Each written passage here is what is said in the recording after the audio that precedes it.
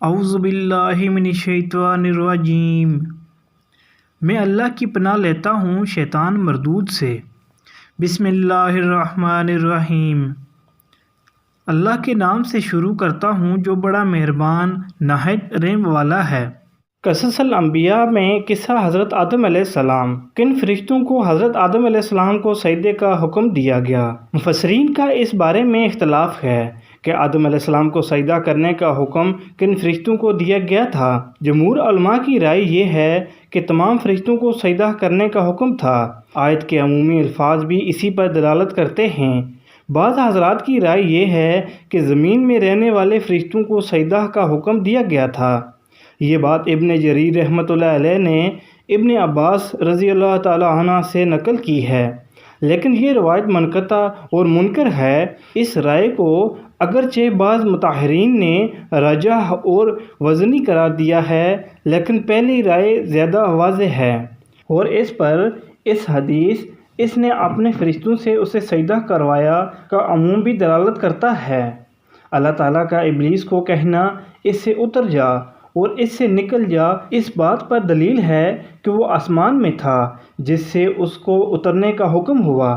اس نے جو مرتبہ اور مقام اللہ تعالیٰ کی عبادت کر کے حاصل کیا اور اپنی فرما برداری اور عبادت سے فرشتوں جیسا قرار دیا گیا، وہ اپنے تکبر، حسد اور اللہ کی نافرمانی کی وجہ سے اپنے اس مرتبے سے ہاتھ دھو بیٹھا، اور وہ ذلیل و رسوا کر کے زمین میں اتار دیا گیا۔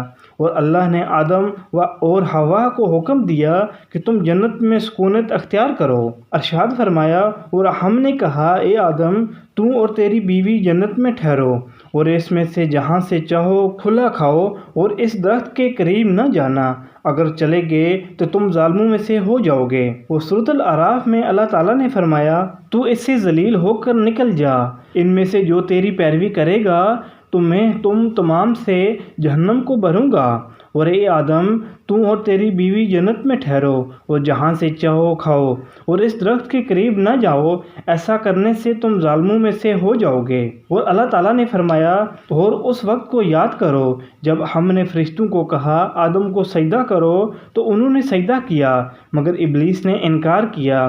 پس ہم نے کہا اے آدم یہ تیرا اور تیری بیوی کا دشمن ہے، وہ تمہیں جنت سے نکال باہر نہ کرے کہ تم کسی مصیبت میں گرفتار ہو جاؤ گے۔ بے شک اس جنت میں تو بھوکا نہیں ہوگا اور ننگا نہیں ہوگا، اور تجھے اس میں پیاس نہیں لگے گی اور نہ دھوپ کا احساس ہوگا۔ حضرت حوا علیہ السلام کی پیدائش کب ہوئی؟ ان آیات سے معلوم ہوتا ہے کہ حوا کی پیدائش آدم علیہ السلام کی جنت میں داخل ہونے سے پہلے ہوئی، کیونکہ اللہ تعالیٰ نے فرمایا ہے اے آدم تو اور تیری بیوی جنت میں ٹھہرو اور کھاؤ۔ اسحاق بن یسرا رحمۃ اللہ علیہ نے اس کی صراحت کی ہے، اور ان آیات کے ظاہر کا بھی یہی تقاضا ہے۔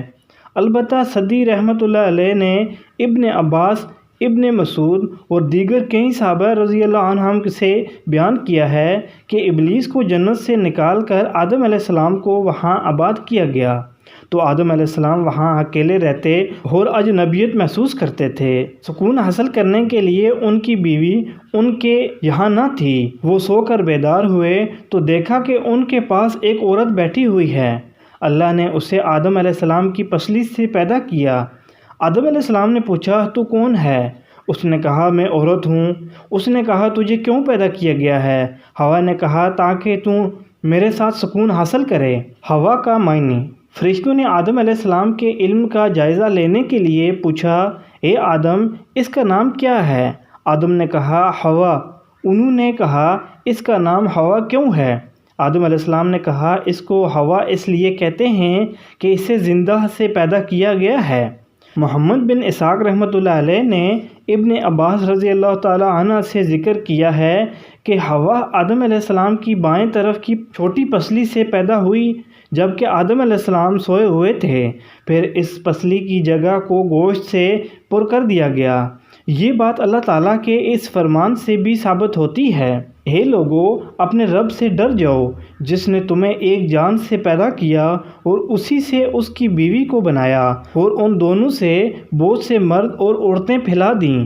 اسی کے متعلق اللہ تعالیٰ کا یہ قول ہے، وہی اللہ ہے جس نے تم کو ایک جان سے پیدا کیا اور اس نے اس سے اس کی بیوی بنائی تاکہ وہ اس کی طرف سکون حاصل کرے۔ جب اس نے اس ہوا کو ڈھانپا تو اسے ہلکا سا حمل ہوا جس کو لے کر وہ چلی۔ اس کے متعلق بحث آگے آئے گی۔ حضرت ابو ہریرہ رضی اللہ تعالیٰ عنہ نبی صلی اللہ علیہ وسلم سے بیان کرتے ہیں کہ آپ صلی اللہ علیہ وسلم نے فرمایا، عورتوں کے متعلق اچھی وصیت قبول کرو، کیوں نہ کہ عورت پسلی سے پیدا ہوئی ہے اور پسلی کا سب سے ٹیڑھا حصہ اس کا اوپر والا حصہ ہوتا ہے۔ اگر تو اسے سیدھا کرنے لگے گا تو اسے توڑ بیٹھے گا اور اگر چھوڑ دے گا تو ہمیشہ ٹیڑھی رہے گی۔ اس لیے عورتوں کے متعلق اچھی وصیت قبول کرو۔ اس سے اگلی ویڈیو میں قصص الانبیاء قصہ حضرت آدم علیہ السلام تکبر کی وجہ سے شیطان مردود ہوا بیان کیا جائے گا۔